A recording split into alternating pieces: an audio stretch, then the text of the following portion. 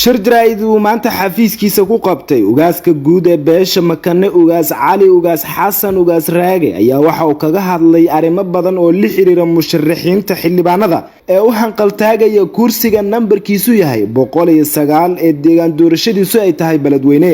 Ugaaska ayaa si buuxda u cadeeyay in shakhsi walba oo ka dhashay beesha Makane uu u tartami karo kursiga. Ugaaska waxa uu ergada faray in ay doortaan nin u qalma kursiga sidoo kale ka fikiraya danaha beesha Makane balse aysan fiirin dhaqaale iyo nin jeclaysi maadaama shakhsiga kursigan hantiyo looga fadhiyo matalaad dhab ah iyo wax qabad muuqda. Bismillahir Rahmanir Rahim. Alhamdulillah wassalatu wassalamu ala Rasulillah sallallahu alayhi wasallam. Amma ba'd. Aniga ugaas Cali ugaas Xasan ugaas Raage marka hore waxaan salaamayaa dhammaan bulshada Soomaaliyeed meel kasta ay joogaan. waxaan ku salaamayaa salaanta islaamka. Assalaamu calaykum waraxmatullaahi wabarakaatu.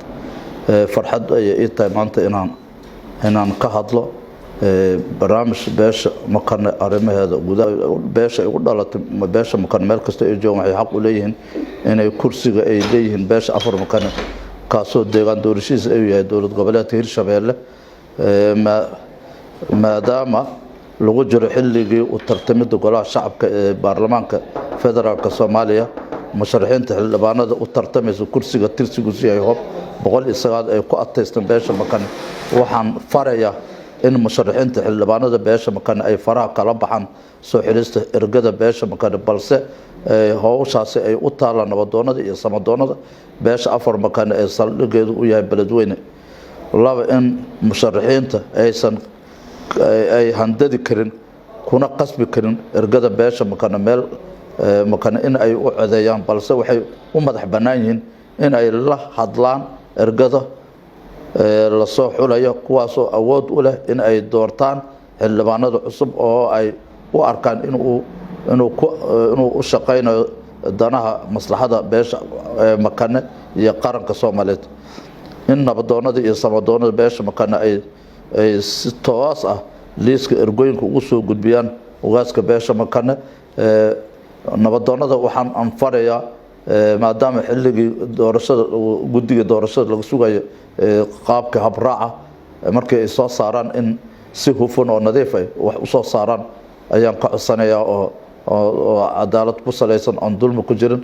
ergadana waxaan soo jeedin lahay markay ay erga noqdaan inay fiiriyaan maslaxada beesha aysan lacag ay raadinin oo maslaxada meesha ay ku jirto ay abaaraan si beesha horumarkeeda nin ka fikiraya loo soo saaro. waxaan kula talin lahay inay lacag aysan raadinin oo maslaxada beesha meesha horumarka ku jira ay fiiriyaan ninka u qalma beesha ay soo xulaan ayaan soo jeedin lahay. waxaan aad u rajaynayaa in arintaas codsiga ay tixgelin doonto beesha Makane meel kasta oo jooga gudaha dibadda.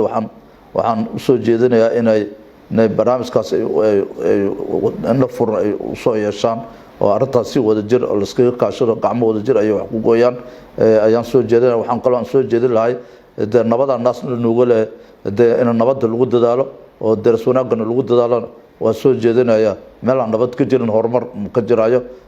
إن شاء الله دولة روحان رجينا قير عفمات برواقة إلهي ونصيه علادان دباطران إلهي ونغسارة.